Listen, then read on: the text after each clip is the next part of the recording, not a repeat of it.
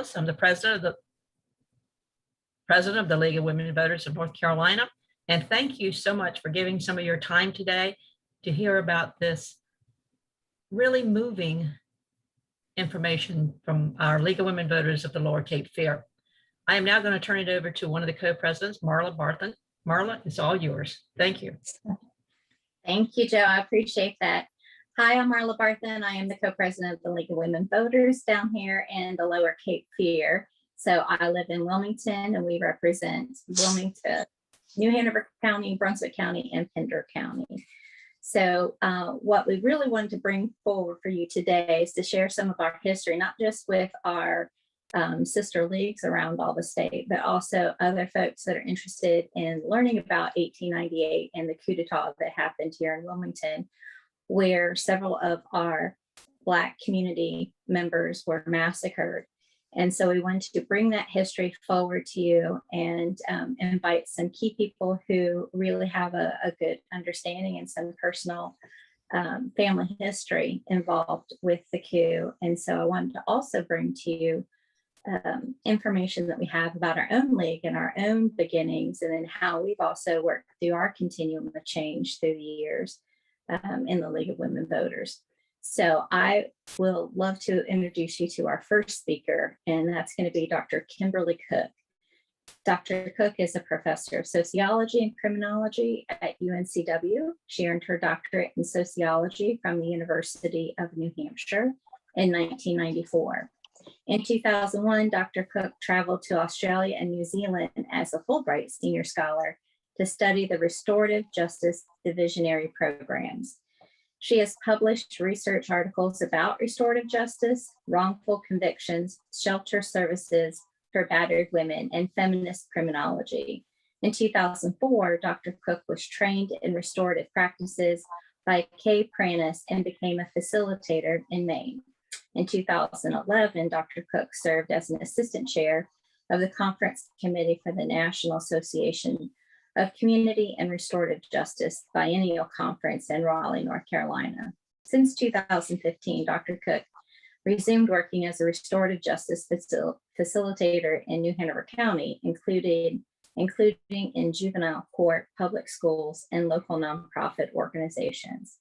She has helped organize and facilitate restorative justice training for New Hanover County schools and helped build capacity in many schools throughout the district. Dr. Cook is especially interested in using restorative practices to promote racial and gender justice. She chairs the board of directors for LINK Incorporated, a prisoner reentry residential service, and is a founding board member for Healing Justice, offering restorative justice-based peer support and policy reform for people directly impacted by wrongful convictions. And Dr. Cook also is our co-facilitator of Wilmington Coming to the Table, which is a group that I belong to. And so that's how I most know Kimberly. So Kimberly, welcome, and I'm pleased that you're going to be able to share with us about 1898 today. Thank you. Thank you so much, Marla, and thank you to all of the members of the League of Women Voters of the Lower Cape Fear. I really love your organization, and I love that you have so many great events that happen locally, focusing on different aspects of gender justice and racial justice. So kudos to you for that. I come at the study of 1898 as a member of this community, as a criminologist, as a sociologist, and as a restorative justice practitioner, all of which inform different layers of my analysis and comprehension of what happened in 1898. I want to share some slides with you to sort of go through some ideas of the Wilmington Massacre and Coup as a crime against humanity. And before I get into the concept of a crime against humanity, I want to explain my title a little bit for the session, which is Wilmington 1898, Remembering. The title is inspired by this book, The Weeping Time, by Professor Ann Bailey, who is a professor of history and particularly studies Black history. This book is about the largest slave auction in American history. And on page 172, she writes, "If racial reconciliation matters, then memory matters. If honoring your dead matters, then memory matters. If the voices of the past can empower those in the present, then memory matters." So what's important for us to take into consideration, at least from my perspective, is how we think about 1898 and how we talk about it, how we remember it.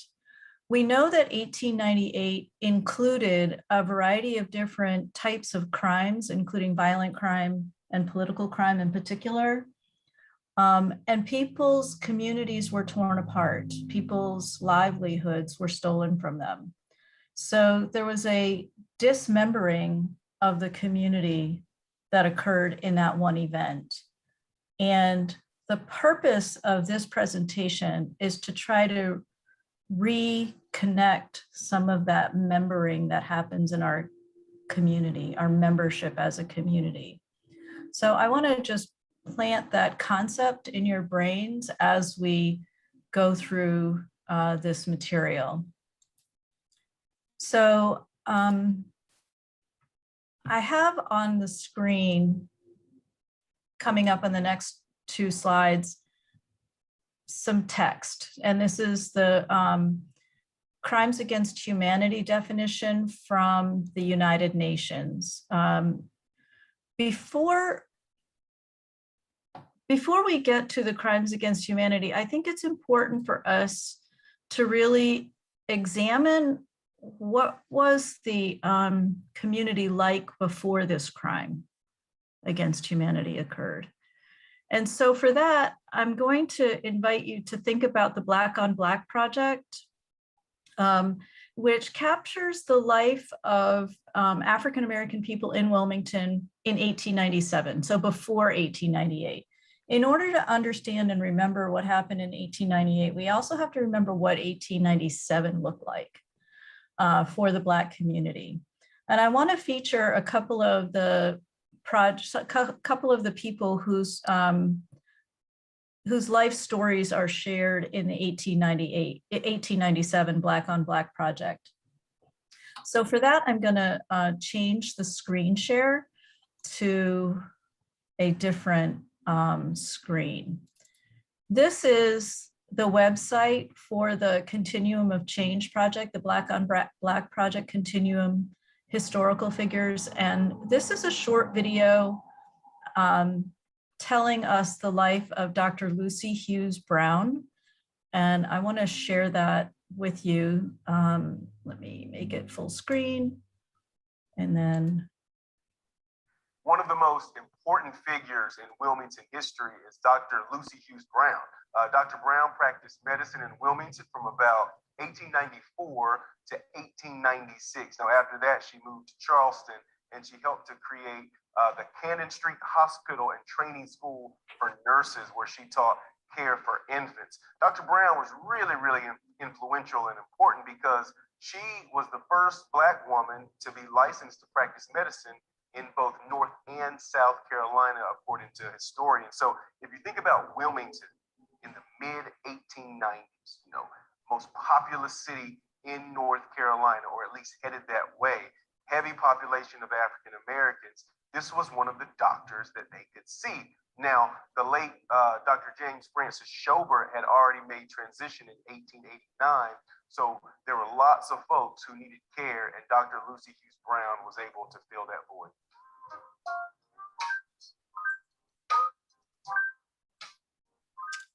The next one I'd like to share with you is the story of Mary Washington Howe. And here she is being introduced by her descendant, Cynthia Brown, who is with us today and will be sharing a bit more of her reflections on this story. This is a short video about Mary Washington Howe. Well, to my family, Mary Washington Howe was my great-grandmother's auntie. In the city of Wilmington, She was a renowned educator, and especially for that era, the 19th century, she was African-American, female, not just a scholar, but a leader. And she was the first female African-American principal in this city of a school. She was principal at Williston Grammar School, and that was before the Williston Senior High and Junior High and the other formats for Williston came forth. Mary Washington Howe was a tremendous influence on educators who came after her. Her emphasis was on scholarship first. She believed that you couldn't teach the children effectively and holistically unless you were well educated yourself. But she also believed that leadership was critical to taking a team of educators forward, helping them understand the needs of the children, and bringing the families, the community, and the young people together in their realm, in their scope of understanding what was needed. So she was multi-dimensional, if you will, multifaceted in her view of education. And she made that impact on future educators by walking the talk. She didn't just have the experience that her father afforded her.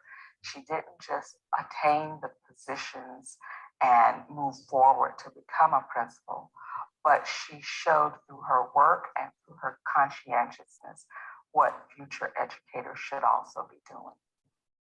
Alfred Augustus Howe was the youngest son of the man we know as the first African brought to America as a slave, unfortunately. His name was Anthony Walker. He was sold as an asset to the Howe plantation. And Anthony Walker, his African name was Mboto, as it was recorded, was a builder. And his father back in Africa taught him craftsmanship and building. He passed that along to his sons. And of his sons, Alfred was the most successful. He became a staunch businessman here in Wilmington. He was commissioned to build not only in the local area, but he traveled to the West Indies to build. And he was well regarded amongst the, quote, trained architects in the city. There are several buildings that stand today that can be attributed to Alfred Howe's craftsmanship. He also left beyond family values the legacy of education, whether formal or if it was informal, through passing along a trade or a craft. And he made it a point to help his children understand the importance of collaboration. If others are willing to work together for the betterment of all, that's what we must do. If not, we must pool our resources and our knowledge and our abilities to bring our people forward. And he lived a life that was very illustrative of those concepts. Those are some of the legacies that he passed along in his family and also in the community.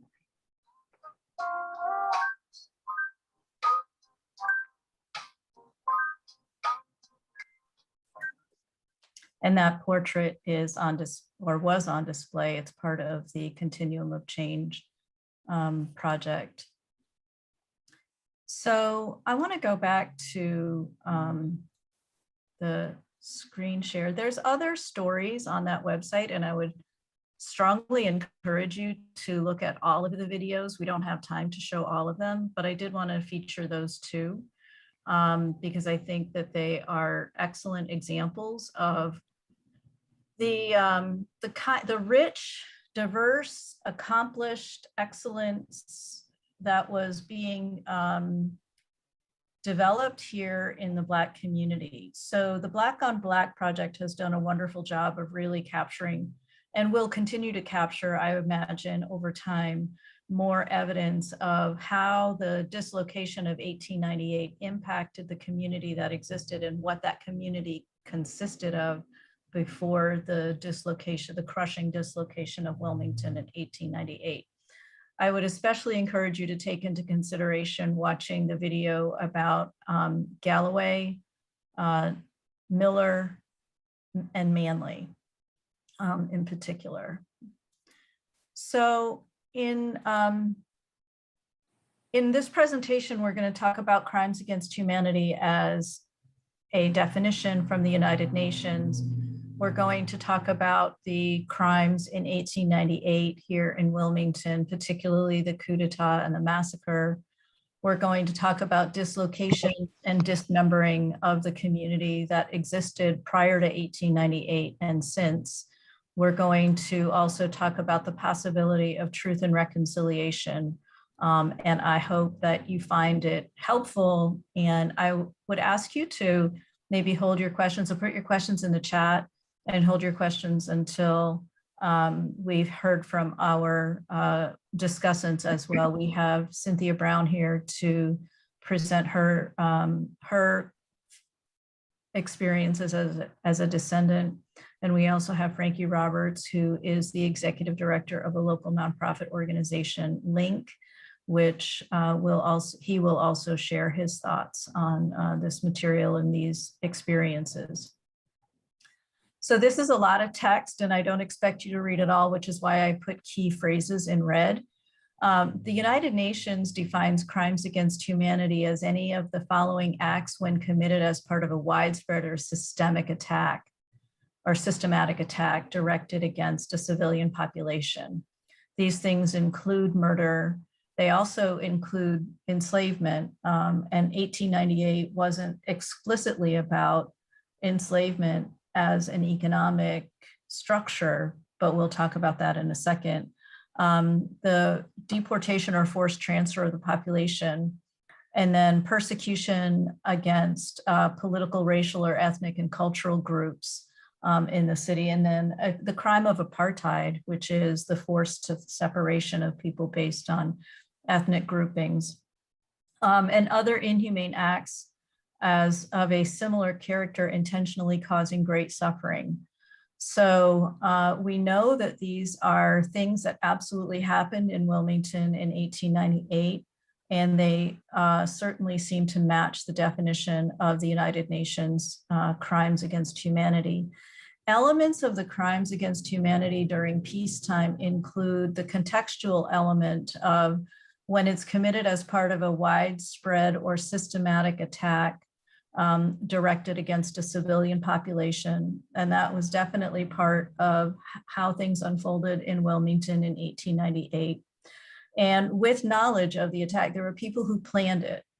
So this was a deliberate attack on the community of Wilmington at the time, with a particular goal toward establishing a white supremacist government and a white supremacist community.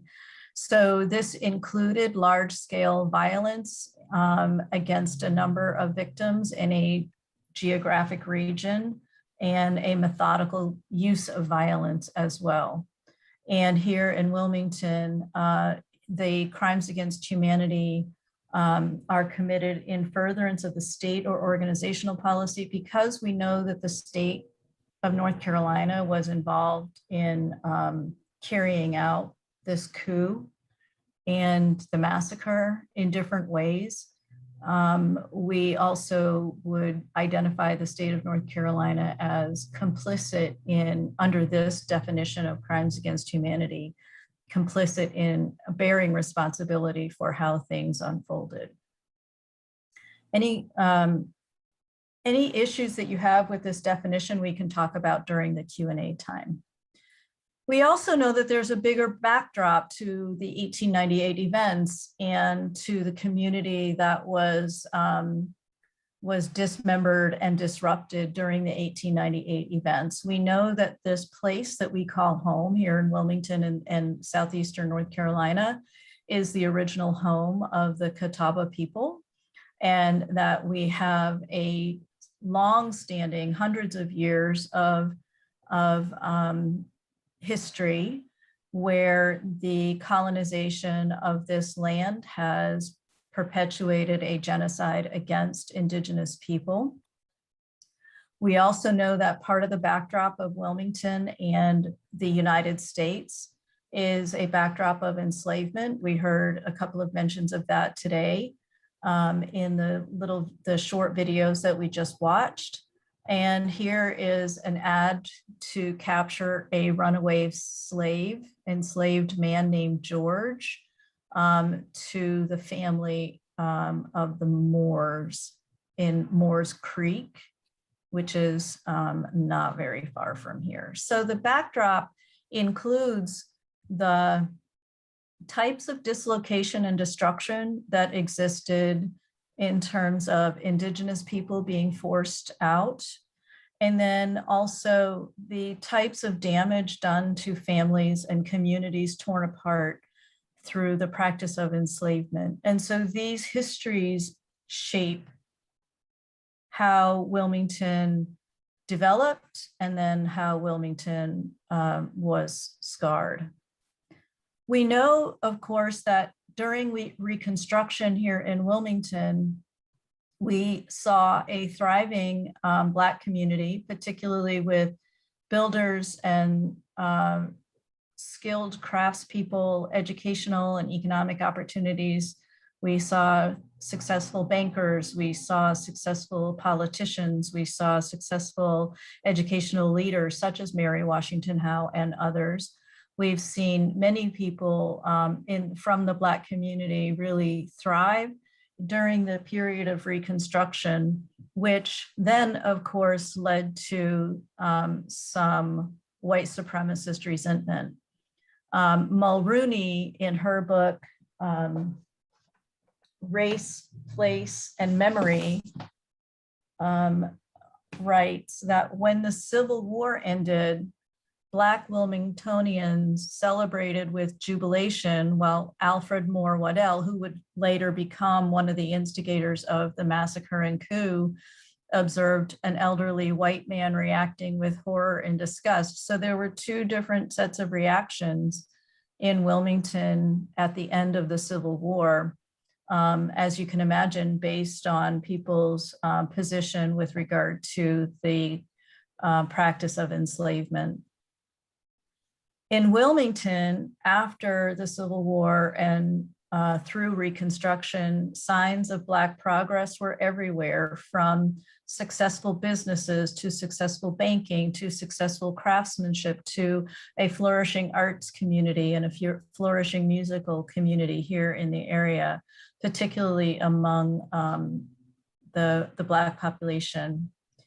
But a white supremacy campaign took hold, and it didn't let up. We know that there was the political crime of the overthrow of the duly elected government. There was an election on November 8th, which resulted in a fusion government being established here in Wilmington that was representative of the population of Black leaders as well as white leaders. It was a fusion between the within the Republican Party and Black leaders here. We know that there was also violent crime that occurred as part of the effort to overthrow the government. There was also a lot of violence inflicted. We know people were murdered. We know that there was quite a lot of severe dislocation of Black citizens, and the actual toll, the massive amount of harm done in Wilmington during that violent crime spree, that mass murder spree, will never really fully be known because some of the historical record is incomplete. And while many people are working to sort of scour through the historical documentation to clear up some of the hidden pieces of this history, the actual full scope of the harm from the violent crime may never be known, but we do know that many people were murdered, many people were driven out of town, many people hid in Pine Forest Cemetery, many people had to pull together their family resources and ended up leaving Wilmington, and those who stayed in a state of fear that this might happen again. There was intense property crime. So there was theft of property, there was theft of businesses. There was, of course, the burning of the Daily Record, which is the local paper that was published by Alex Manley and his brother. We know that that remains now a vacant lot. So there were definitely property crimes. Properties were taken over, and we know that the victims were primarily and almost exclusively Black citizens in Wilmington who were, up until that point, experiencing the thriving Reconstruction economy, which helped them to participate in civic life. We know that there were perpetrators. We know their names, and there's a lot that has been written about the perpetrators and some of the known victims. And the perpetrators have never really been brought to justice. In fact, they benefited pretty handsomely from the crimes that they committed. So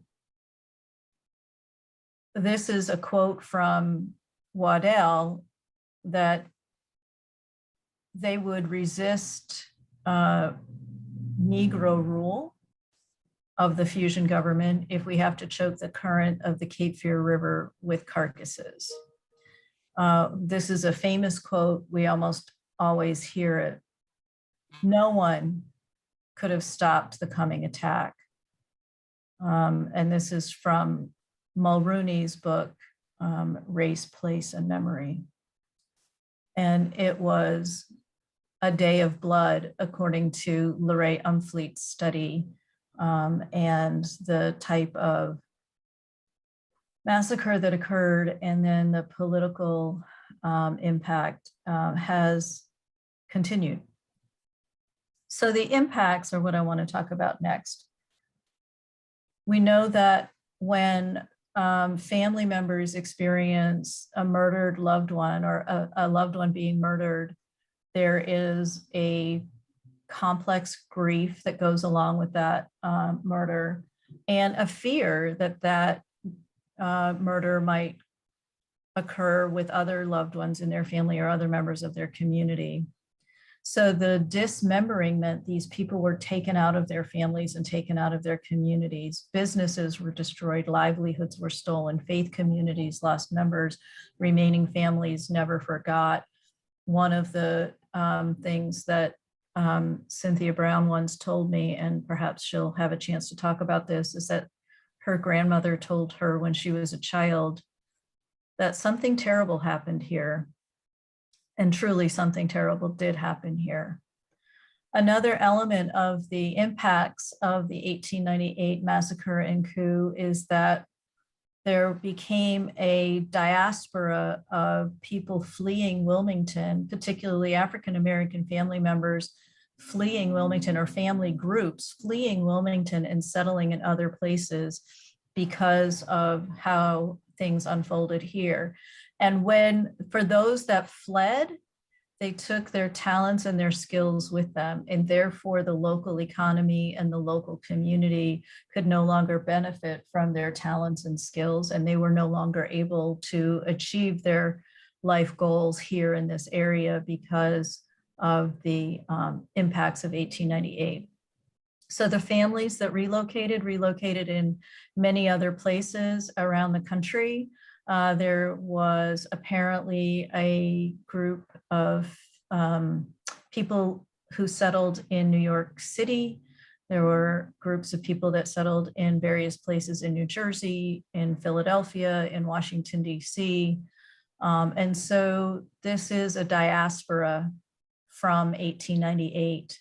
And then the local economy lost much of the vitality that they took with them. Right, so the dislocations, I think, are really important to acknowledge and understand. The determination, the innovation, the creativity was from those that left was squandered here in Wilmington. Those who remained in Wilmington, but had very strict limitations placed on their capacity to thrive. And yet they found ways to thrive. I recently toured the museum, the National Museum of African American History and Culture in Washington, D.C. And at the top level, there is, thankfully, a beautiful display titled "Making a Way Out of No Way." And in it is about the resilience and the creativity. And we have that here in Wilmington as well. We continue to benefit from those who are able to make a way out of no way. So here in Wilmington, almost overnight, the coup transformed Wilmington from an American Mecca for Blacks to a bastion of white supremacy, virulently hostile to Black citizens. This is a quote from David Zucchino's book, Wilmington's Lie. And he also documents that the Black population in Wilmington fell from 56% before the massacre and coup within 100 years to under 20% by 2018, within 120 years.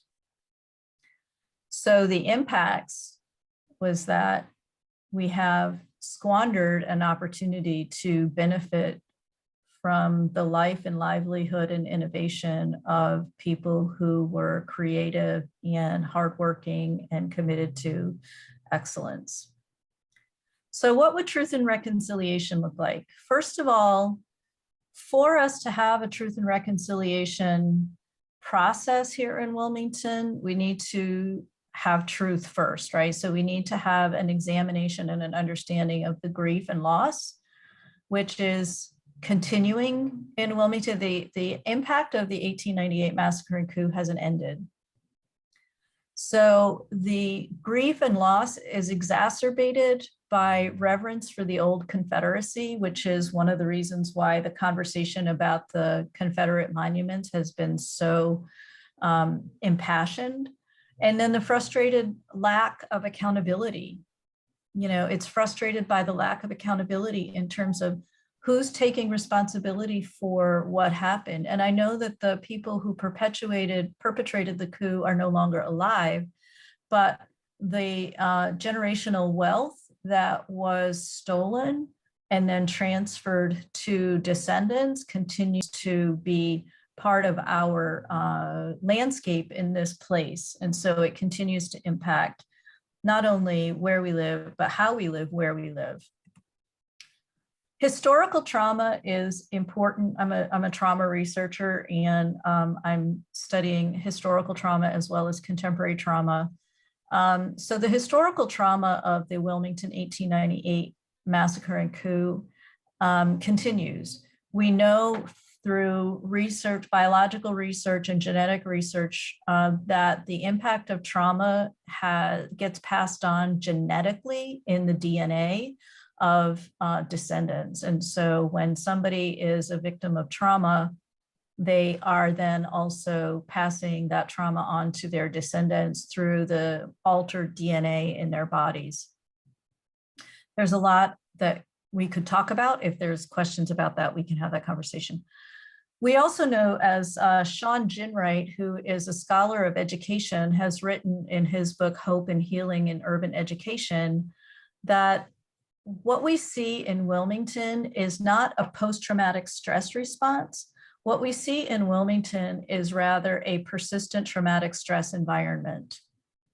So the persistent traumatic stress environment for people who have inherited this coup and massacre and the impacts of it continues to be a source of struggle, as well as a source of how they cope with everyday life in Wilmington. The contemporary effects, you know, since the 1998 commemorations of the centennial anniversary, we have seen memorials and markers go up. We have had some efforts from private citizens to make amends. We have had some, I think one of the people involved in the 1898 commemoration at the centennial marking was a descendant of George Roundtree, who was one of the perpetrators. We've also seen some efforts made by private citizens who are descendants of perpetrators to make efforts toward trying to set things better, if not right. And we can talk about that as well. So I don't want to diminish the fact that those things, there's been fits and starts in that over the course of time. Is reconciliation possible? I think for reconciliation to happen, there needs to be truth. Truth comes before reconciliation. So whenever we talk about a truth and reconciliation process, you almost never hear reconciliation and then truth, because that's not the process. The process is tell the truth, acknowledge the harm, understand the harm from the perspective of those who have carried the harm, and then understand the scope of the damage done. So the scope of the damage done means that the Black community that existed in Wilmington in 1897 was forever altered by the events of 1898. And we have to understand that. The opposite of trauma is not healing. The opposite of trauma, according to Danielle Sered in her book, Until We Reckon, is that the opposite of trauma is power, because trauma diminishes power, right? So trauma is a sense of powerlessness. You can't resist, you can't deny, you can't avoid and evade the harm that's caused during a traumatic life event or a series of traumatic life events, and particularly true with historical trauma of enslavement, historical trauma of genocide, historical trauma of different types of crimes against humanity. The opposite of trauma is power, in the sense that if we're going to have a reconciliation process, we need to tell the truth and we need to empower the people who have been historically disempowered. Repair. So in the 2006 report from the commission, the 1898 Commemoration Commission, which can be found online, and we can drop a link to that in the chat for those that want to read it. There were a series of recommendations around education, around the economy, around commemoration, and around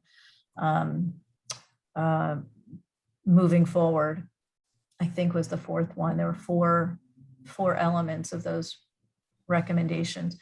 They were recommendations that the state should engage, because the state was partly responsible for this, that the state should engage in efforts to repair the harms of 1898.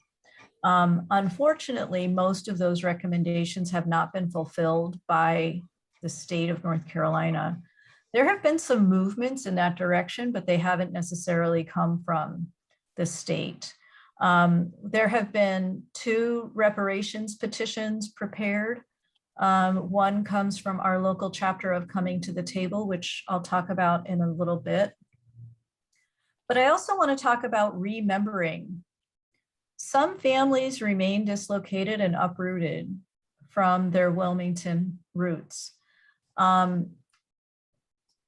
It's important to know who you are, to know that you belong, to know where your people came from. All of those things are about bringing you into membership in a community, that I belong here. I belong in this community. If your people had been in generations prior, dislocated, disrupted, forced out of town, maimed, killed, then that membership suddenly comes into question. The membership in that community comes into question. So you often wonder, where do I fit? Do I have a home here? Can I live peacefully here? Can I live a life here with a livelihood and with security here? So to be made whole as a community requires a remembering, a rejoining of that community to be made whole for the purposes of telling the truth and acknowledging the harm and acknowledging the impact, and then creating a strategy of making amends that is informed by those who are the survivors of the people who were harmed. There are current efforts taking shape to achieve some of these goals, but they're not being done necessarily by the state of North Carolina. And I want to highlight some of them. We have the New Hanover County Community Remembrance Project, which is part of the equal justice initiatives. That's why that image is in the logo. The Equal Justice Initiative in Montgomery, Alabama is an initiative that tries to document and commemorate all of the lynching victims in the United States, the racial terror lynching victims in the United States. And the Equal Justice Initiative acknowledges that the victims of the 1898 massacre are lynching victims.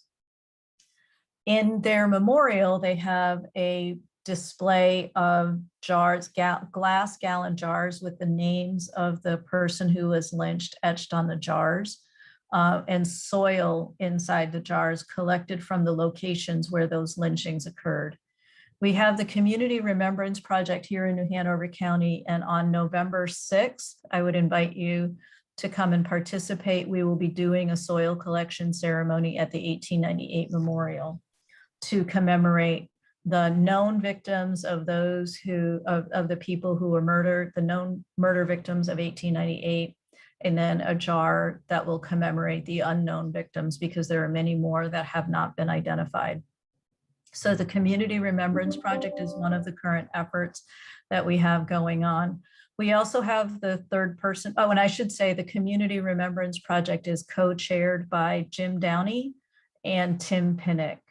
And I'm a member of that, and several of us here have been involved in that.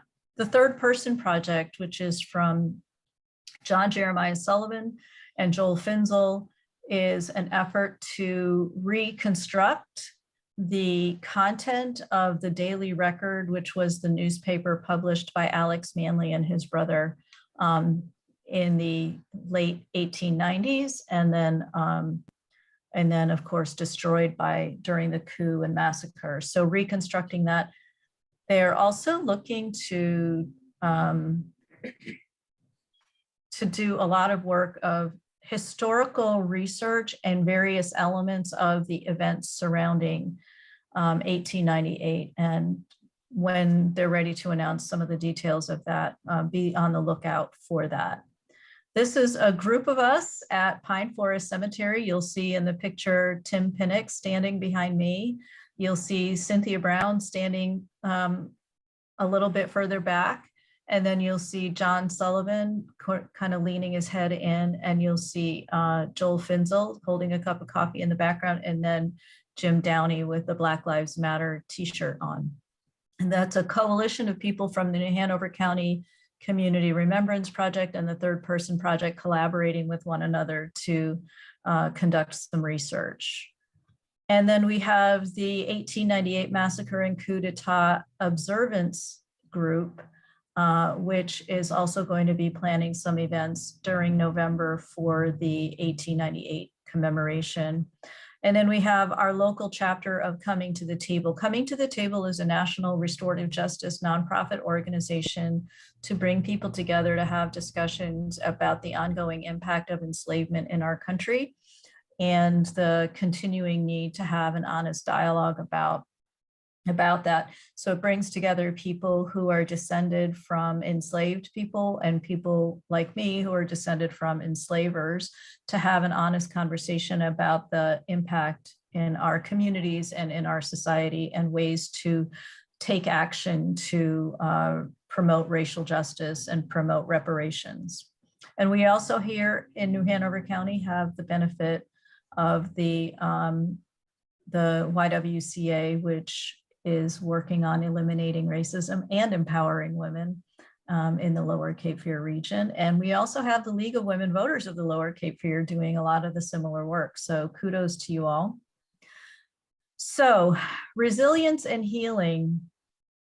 The disaster of 1898 left visible scars here. We see our city is pockmarked by these vacant lots, like the vacant lot where the Daily Record once stood, by the underdevelopment in certain neighborhoods, such as the North Side. The North Side has been attempting to, has been due for a grocery store for many years, and that still has not taken shape. We do have, however, a resilient community effort called the Northside Food Co-op, building a food co-op on Princess Street, and there will be a store called Frankie's, which is named for Frankie Roberts, and we'll maybe talk about that. We still have segregated schools or resegregated schools because the desegregation movement in Wilmington was another period of disaster that continued to inflict damage along this fault line of racism and racial injustice, and particularly systemic racism. And that led to, of course, then the wrongful conviction of the Wilmington 10. We've had segregated businesses. We've had lack of economic investment and economic opportunity for Black businesses. We also have invisible scars. I want to read a quote to you from this book, Narrative, Political Unconsciousness and Racial Violence in Wilmington by Professor Leslie Hosfeld, who did this wonderful research project that I think doesn't get enough attention on the stories and what we tell ourselves about 1898. So she's asking the question, how do historical events impact social relations long after the event?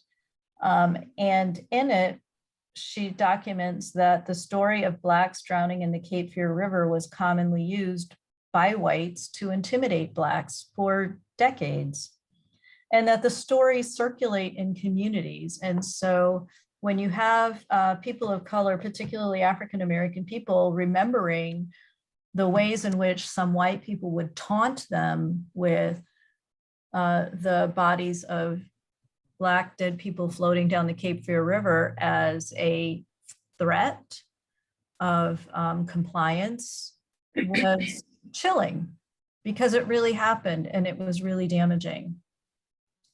We also have Black citizens who remained here or moved to Wilmington, who have been striving for success and excellence in education and business and political life and sports and other endeavors. And you know, we've been able to point to a lot of Black excellence that exists in spite of these pressures, in spite of the fact that the coup has never been overturned. Resilience among the Black communities is celebrated. I don't know how many of you are familiar with the rich and wonderful history of Williston High School, which was known as by the Alumni Association as the greatest school under the sun. And the exemplars of excellence here in Wilmington include Ms. Bertha Todd, right? And her sign, her chalkboard, she's a famous educator in town.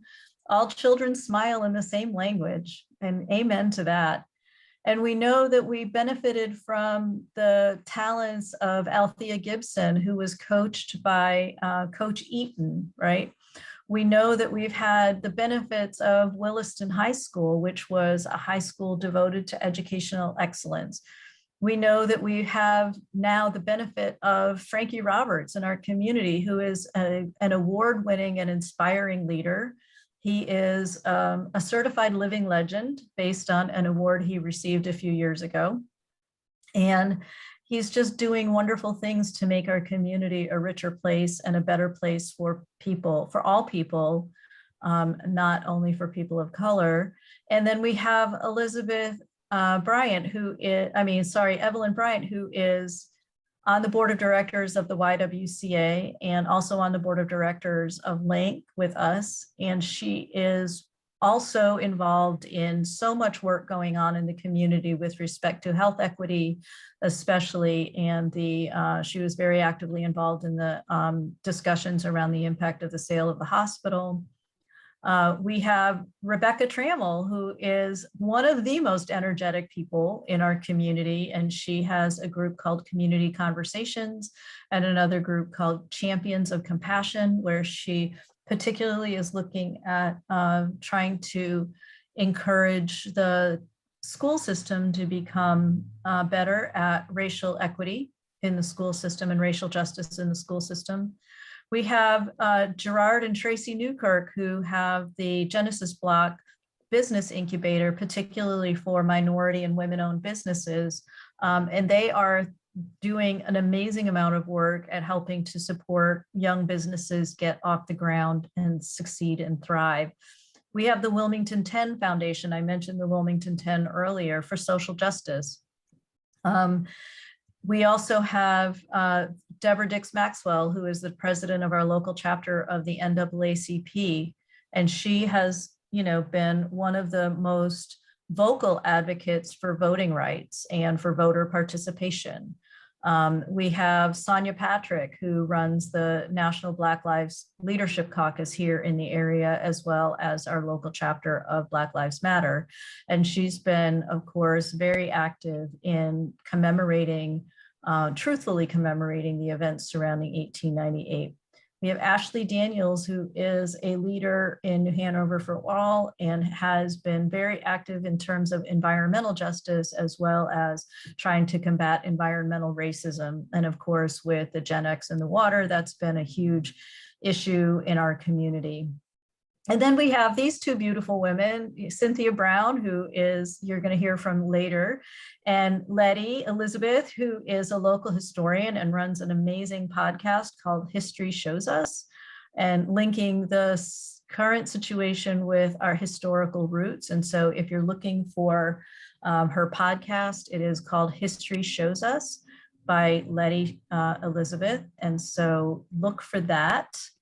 And then we know that Martin Luther King said the moral arc of the universe is long and it bends towards justice. And I'm here to tell you it doesn't bend on its own.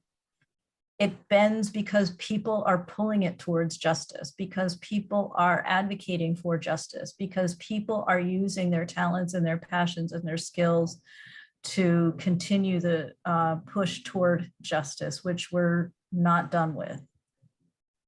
So our contemporary reckoning includes the reality that the 1898 massacre and coup is a contested memory. So for nearly 100 years, the main narrative of 1898 stemmed around a white supremacist claim of a race riot. The subordinated narratives among African-American communities became more prominent after the centennial, and I think are more important and more accurate than the white supremacist commemoration or memories.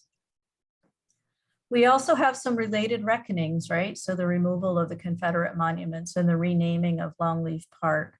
We have the Black Lives Do Matter mural and other public art going on. We have the McNeil Boulevard named. We have the Love Grove Road Project. We have a variety of different ways in which racial justice is being advocated for and being pursued. And we have some of these victories that I think are significant to acknowledge. We also have, from a restorative justice lens, which is one of the lenses that I bring to this discussion, to really have an honest reckoning, we need the voices of those who have been harmed to be at the center of the discussion. We need to acknowledge the harms done by the descendants of the perpetrators, particularly those who have tried to deny the importance of the 1898 events. That was a long time ago. Get over it. It doesn't matter anymore. Well, it does still matter. It does still matter because the coup has not been overturned. We need active accountability for those who sustained the coup. We need material and symbolic reparations to the direct descendants of the victims by the city, by the county, and by the state. And we need a clear investment in economic vitality, educational reform, and health equity, and other things. We need to do it because it's time. This is a photograph of Jeff Ward, a colleague of mine at Washington University and a descendant of the Howe family here in Wilmington, and Cynthia Brown and me at the Dare Coulter sculpture on UNCW's campus, commemorating the 1898 events and celebrating resilience and strength in the Black community here in Wilmington. And here is a photograph that, because it's time, we have to celebrate and embrace Black lives do matter, and that it's time to end racism now. Thank you. Gosh, thank you, Kim, so much. I'm taking a deep breath before I even begin to speak because there's so much there's so much that I'm taking in what you said and how we're going to move forward in this next portion. I want to once again show that lovely picture I saw of Cynthia Brown and you just recently at the 1897 art exhibit. Let me do that really quickly because it was lovely smiles and lovely hi there. Hope everyone can see that, but the two of you are just wonderful. I just love that picture. So let me thank you again for that. And I'm going to move on to Cynthia Brown because I want to be able to link our stories together. And so I think that you've laid out a really good foundation of where we can go next. So Cynthia Brown is a native of Wilmington, North Carolina. She's the eldest of 3 siblings and 6th generation descendant of the noted Wilmington designer and builder Alfred and Augustus Howe. Both Cynthia's parents were educators, and this influenced her interest in history. She is an alumna of the UNC Chapel Hill and Loyola University in Chicago, holding a bachelor's degree in political science and a master's degree in industrial relations. She continued her postgraduate studies at UCLA's Anderson School of Business as a Johnson & Johnson Corporation Management Fellow, and was also certified by the UNC Chapel Hill's Institute of Government as a municipal administrator. Her career spans 40 years as a human resource administrator, nonprofit administrator, and educator. She's authored 2 books and penned articles for professional journals. And I have to say, she also did a great interview with the Washington Post. She didn't put it in here, but I just have to probably link that somewhere in our chat. She currently serves as an archivist and historian for St. Stephen's AME Church in Wilmington, North Carolina, now in its 156th year of continuous operation. And she is the archivist and historian for a graduate chapter of the Alpha Kappa Alpha sorority incorporated in Wilmington. She's a member of the Society of American Archivists and has received civic awards and commendations for her engagement in community affairs in Wilmington and the state of North Carolina. In 2021, Alpha Kappa Alpha sorority awarded her its prestigious Elizabeth Schmoke Randolph Civic Award from the Mid-Atlantic region of the US for her selfless and ongoing community service. She's a wife, mother, and grandmother, and enjoys photography, gardening, quilting in her spare time. So I just wanted you to get a full picture of Cynthia. Cynthia, I asked specifically to come to share not only her family story, but then also another chapter in her family story. So I will let her take it away and do that for us. Okay, and thank you, Marla, and thank you, Kim, as well as to your entire audience for having me today. I realize time is of the essence today, and so I'm going to stay very focused on providing you with more information about my family, our experience, etc. And as it relates to many of the components of Dr. Cook's presentation. Marla and I met briefly in another setting, and I made mention of how my family learned of the 1898 massacre as it was passed down, and how I passed it along at an event here in Wilmington. And she asked me to share that with you today. And it made me think about 3 S's: secrets, survival, and then success, or striving for success. So what I'd like to do first and foremost is read to you a little excerpt from a writing that I did about a few years ago during a time when I was in a very reflective stage. I was moving from one stage of life to another, one career to another. And in this little writing, this book, I included a chapter, a brief chapter, entitled A Glimpse into the Past and a Vision for the Future. And I felt some excerpts from this chapter would be one of the best and most succinct ways to share with you my feelings about what happened, how I've passed the story along, how my father, his mother, and his grandmother held the secret out of fear, and what hope I have for the future. So let me start out, and I'm just going to pull some little snippets and run through sections, not read this at all in entirety. But I write about my frustration as a child because as a young girl, we visited my great-grandmother, Athalia Howe, when she was in failing health, living in Pennsylvania with her daughter, one of her daughters. I was perhaps at that time less than 10 years old.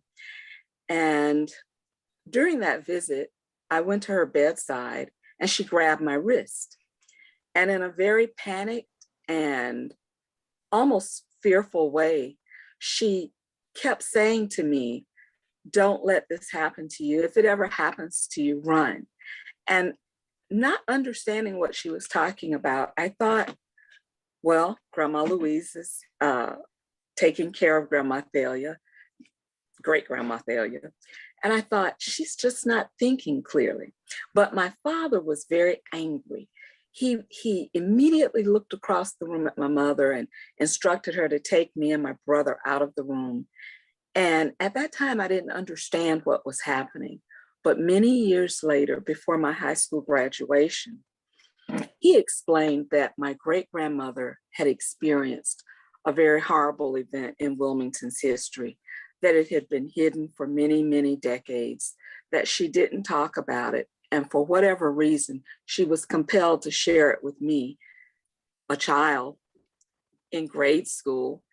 And he didn't want me to know because he felt it was too overwhelming a history for me to know. Well, he still didn't tell me everything. So one of my dear friends and I made a visit to the library where we were denied access to any information about the 1898 coup and massacre.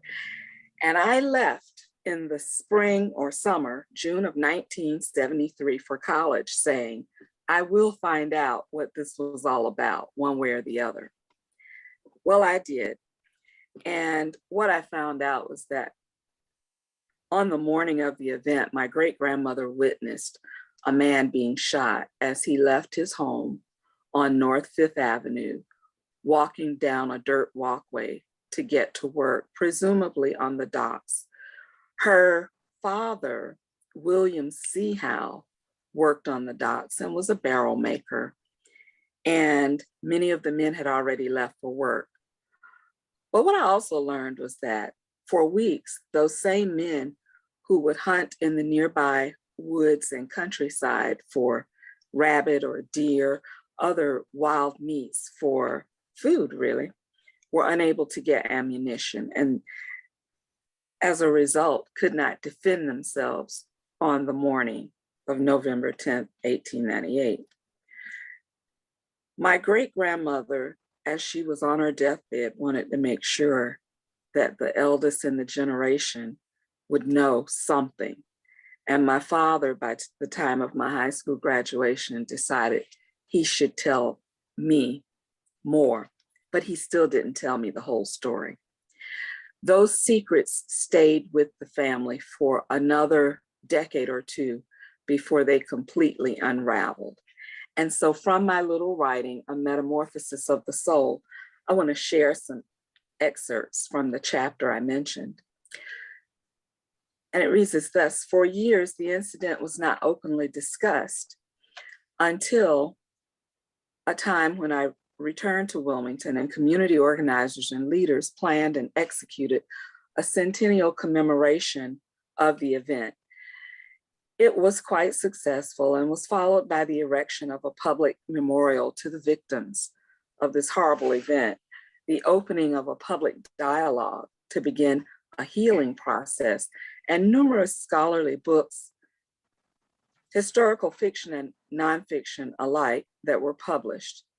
In the process, many family documents and a great deal of hidden history were illuminated, but it still wasn't enough. Reflecting on my great-grandmother's life, she remained in Wilmington after the incident, and as a young woman, she went into domestic service and began raising her own family, later assisting with her grandchildren. She worked for many years as a cook for the Parsley family on Masonboro Sound. Over time, my father would come to share wonderful stories about his grandmother's cooking, his love of seafood from the Sound, and the few occasions on which he was allowed with his brother, David Anthony, to visit the Parsley residence on Masonboro, known as Live Oaks. When I returned to Wilmington in 1993, I decided to feed my appetite for local history. And I'll pause there and just tell you that I did so by spending a great deal of time at Pine Forest Cemetery, which was actually a ritual for me growing up. My mother, very ritualistically, each year, each holiday, insisted that we visit the cemetery to visit the grave sites of family members, but she would tell us more of her family's history, and her family was not rooted in New Hanover County. My father's family roots are resting in the Howe's family, in the Howe family tree, I'll say. And so he was not here, and I want to stop and interject that point. He was not here to tell us all of the stories because over time, his fear of the inability to succeed in Wilmington outweighed his desire to stay in place and continue in the family. And as a teenager, I experienced the trauma of divorce with my parents, but fortunately they both remarried. They remarried wonderful people, and we all had wonderful relationships.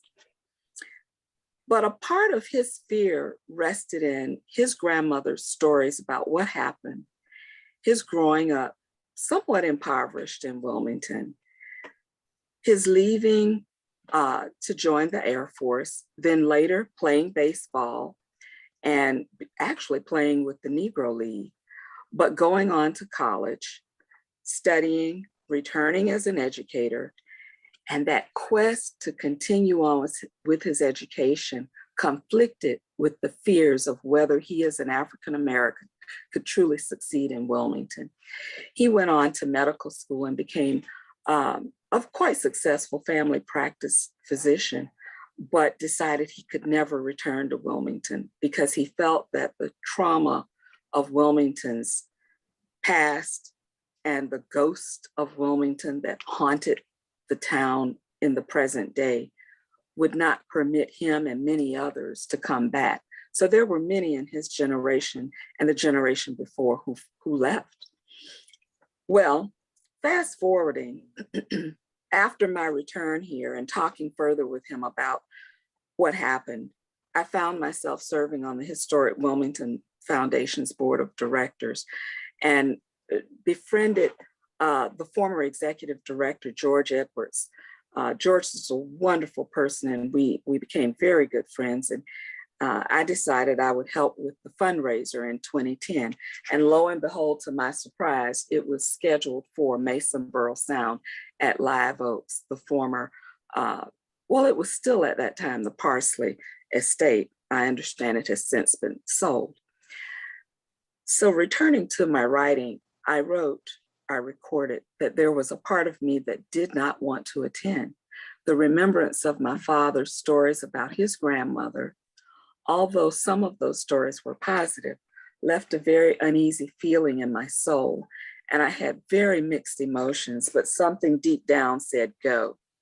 My husband became ill that afternoon with a cough, mild fever. It was the fall of the year. And I said, you know what? This is time now for me to pass the history forward to my middle child, my younger son. I have 2 sons and a daughter. He could fit his dad's tuxedo, and I said, you're coming with me. There's a history lesson for you to learn tonight. And what better way than to take you to a place where some of the history happened. I can take you to other parts of Wilmington and tell you more, but this place is a place you should come to tonight. And so we went. We met the matriarch of the family, who was in a wheelchair that night, and greeting all of the guests for the gala at the door, and had a few exchanges of pleasantries. And then we walked the grounds, and I talked under a full moon that night. And I tell you, it was a full moon, and I could see the reflection shimmering in the water off on the edge of the grounds. And we talked intensely about what happened here. We talked about why members of our family left and where some of them may have landed. And at that point, I still had not made the connection with other members of the Howe family tree, different branches. My son was somewhat in awe, and for a moment couldn't understand why we chose to leave Illinois, where he had so many cultural outlets and he enjoyed his friends, and why we decided to come to Wilmington, a place that held so many dreaded remembrances for our family. But I explained to him that when my mother passed away very suddenly, and my father asked me to come back and be the keeper of family history and help the community as it gathered and unearthed old history, that I felt an obligation to do so. And missing the Field Museum and the Museum of Art and Science and all of the features and fun places that Chicago holds would not hurt him or his brother or his sister, but that coming back here would enrich them for a different point in time. I left the Parsley residence that night less concerned about the fact that my great-grandmother Athalia was once the family cook, and that she hid in Pine Forest Cemetery for nights after the 1898 massacre. It was more important to me that roughly 100 years later, her great-granddaughter and a great-great-grandson, whom she never lived to meet, could be on the guest list and be coordinators for a fundraiser at the residence. In spite of all the work still to be done in society, some progress has been made, but definitely not enough. Telling a part of the family history to my son, and in the place where some of it occurred, made the history lesson more relevant. And I could tell from his reaction, better appreciate it. In the spirit, I felt that my great-grandmother Athalia's presence was there that night. I had received an opportunity to visit a chapter in my family's past and to take my son with me. Although he was not the eldest in the generation as I knew that he would be the new keeper of history for the family. My parents always taught me that you must know your history to understand where you're attempting to go, or possibly where you don't want to go back to.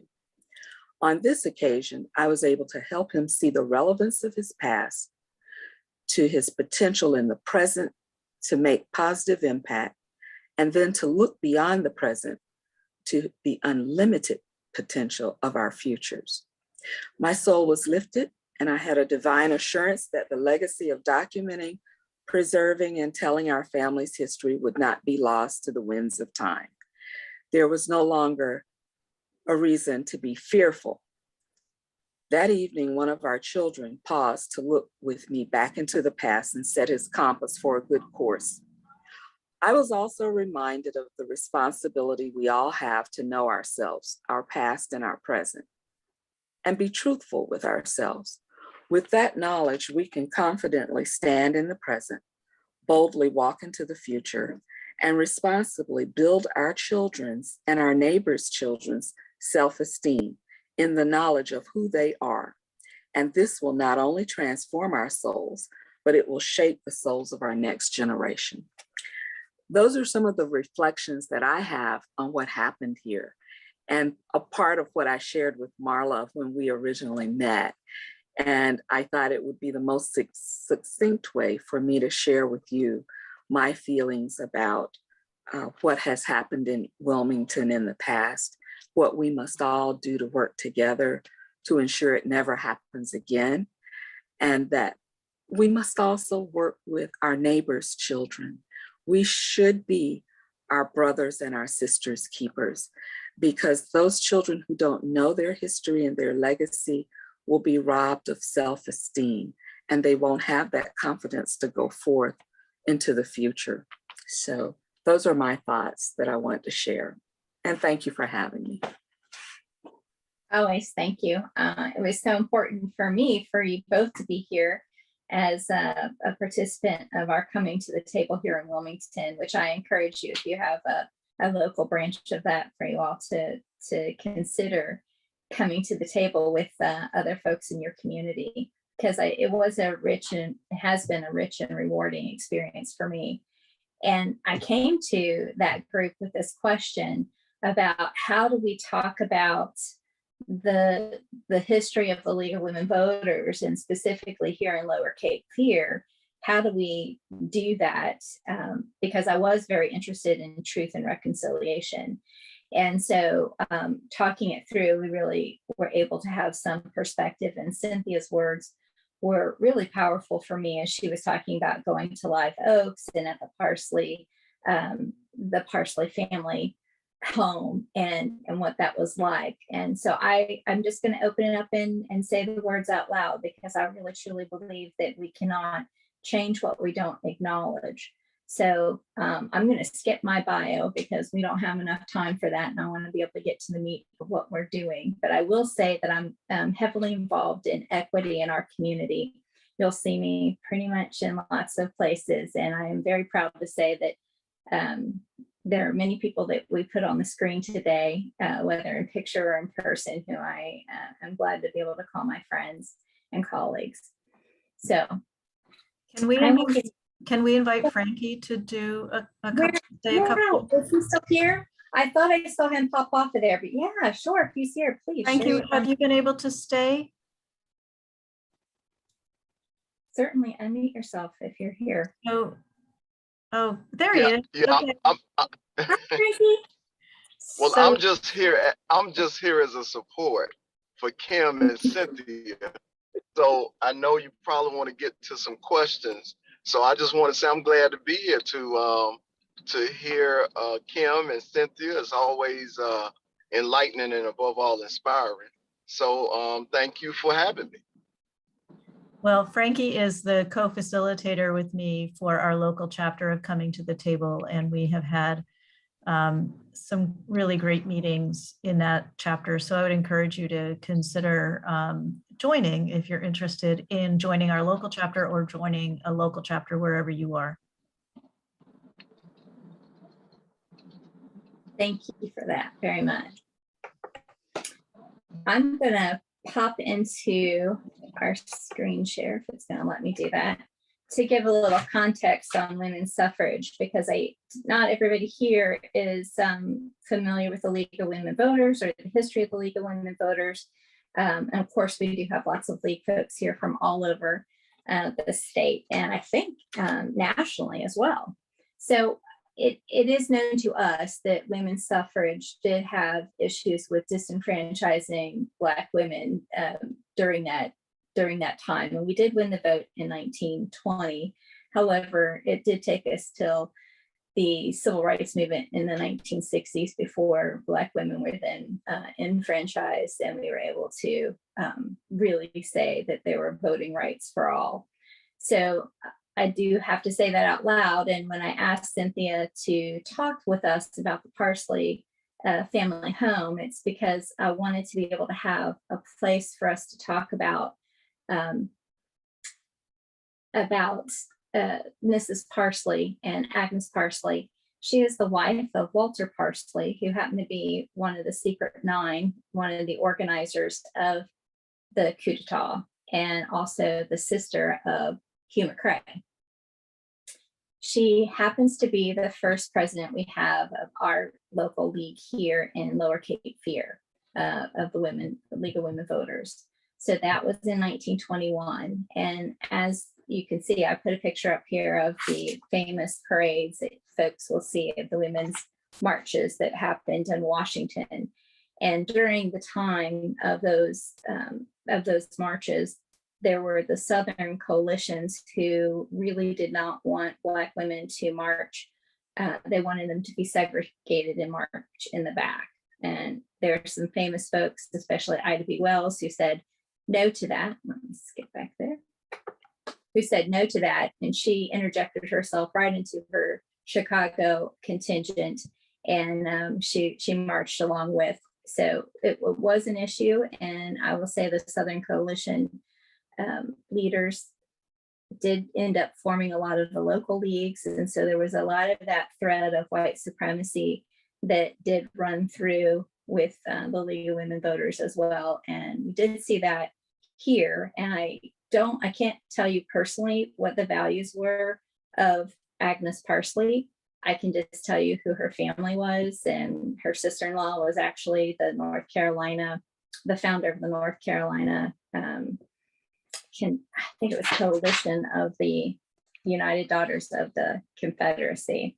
So they did have a piece in there. So I just wanted to be able to say that we don't know that much about her personally, but we do know a bit about the family. And so unfortunately, I don't have a picture of her to show.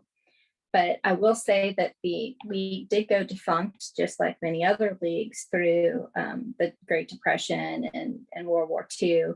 So there were some of them who went dormant, and ours was like that.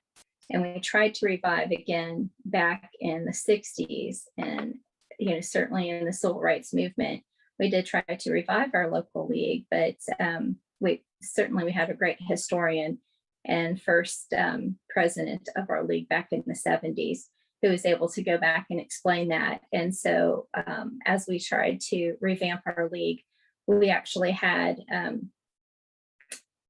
we have rules that you cannot be politically active for one party or the other. You have to be nonpartisan.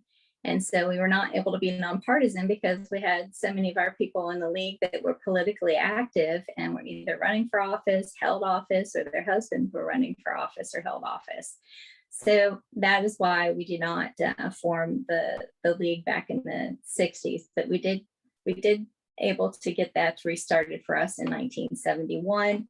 And then we were under a provisional agreement. And then I think we became fully functional in 1973. So I will say Karen Gatovy was our first president back in 1971, and she shared with us that they had three different causes that they were most interested in, and racism was one of them, and it was the top one, and she herself was part of that and working to be an anti-racist before anti-racist was really coined as a term. So that is part of the change that had started to take place. And so it's amazing to me. So I look at those 50-year marks, and I want to come up to our 50-year mark. Last year, it was really impressed upon us as things happened with George Floyd that, and in our community, we certainly had things come up with coup d'etat and folks understanding and learning more about the Wilmington Massacre. Certainly Wilmington Lie had come out and now certainly won the Pulitzer Prize, which we're very proud of David Zigrino for that. But an awareness, an awakening of that awareness has really begun. And I almost want to call it a civil rights movement 2.0 is happening in this time right now. And as we looked at it, there was an opportunity for us to be present at the sit-in at the Hugh McCrae Park, where we were wanting to change the name of the park and get rid of monuments and make those stands. And so as a representative of the league and also as a representative of the ERA NC Alliance, I was able to make a speech and talk about what the statements were from both of those organizations about the commitment that we would have to being anti-racist and to do the work and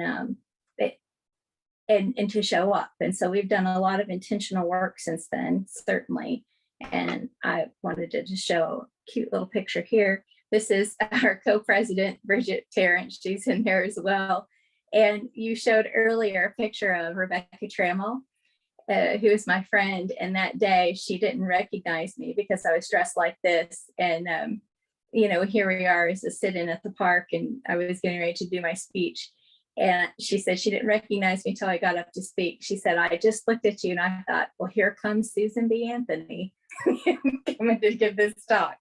So, but then she said the words were powerful and that it really meant a lot to have that commitment. And then we have been working very hard to put words into actions, especially since that time. And so we do take a very big part in a lot of things that are happening in our community. And for us, it's been about doing the internal work and adopting our diversity, equity, inclusion policy, and doing a lot of internal work inside our processes that we do here at the League.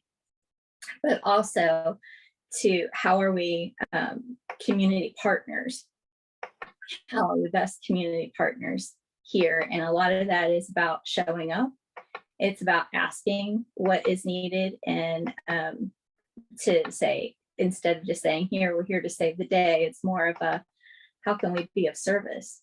And I think that that's really been a change of the approach in this continuum of change, and just understanding, I think that's Maya Angelou said, when you know better, you do better. And I think that that's been the commitment that we put forward. And then now we're able to do a full committee for diversity, equity, inclusion for the entire state. And so that's been an important step for us, as all of our local leagues have gathered together and are having these conversations. It starts with conversations. It starts with education for yourself, and then moving into being better partners in our community. And I'm not going to say that that park was a full circle moment for us, because it certainly is not a full circle, because that would diminish the part where we consider it to be a process of change. So it's not a complete circle. We're just moving forward from there. So that's what I have to say. And I know we're right at 1 o'clock, and I want to be able to have a closing word from each one of you. So if you can take one more minute and say goodbye to us, and if there was anything more that you wanted to say. I'm so sorry, everyone, that we didn't have time for questions. We certainly had a lot to say. Yes, there is a question that just came up in the chat about what's happening in the local schools about teaching 1898. And I will tell you that Cedric Harrison's group, Support the Port, and his new enterprise called Wilmington in Color is producing coloring books that commemorates Black history here in Wilmington, and it includes 1898 historical events and pages of coloring so that the students can learn about the history in an age-appropriate way. So that's one effort. And then there are other schools that are building a curriculum around 1898. And then there's more to be done, though. It's not done yet. So keep making sure that it is in the schools where you have children or grandchildren. And thank you all very much for listening. We appreciate you very much. Well, I think that's about all we have, unless Cynthia's on here and wants to say goodbye.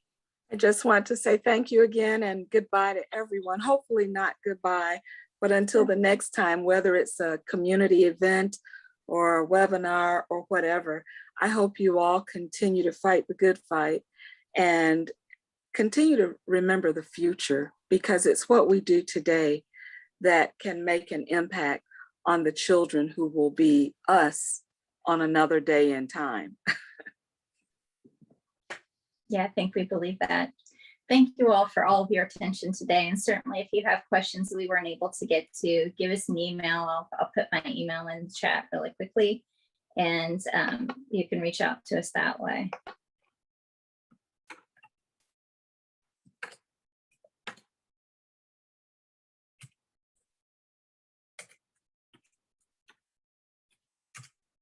Thank you. Oops, appreciate you. Actually, I spelled my own name wrong. All right, thank you all.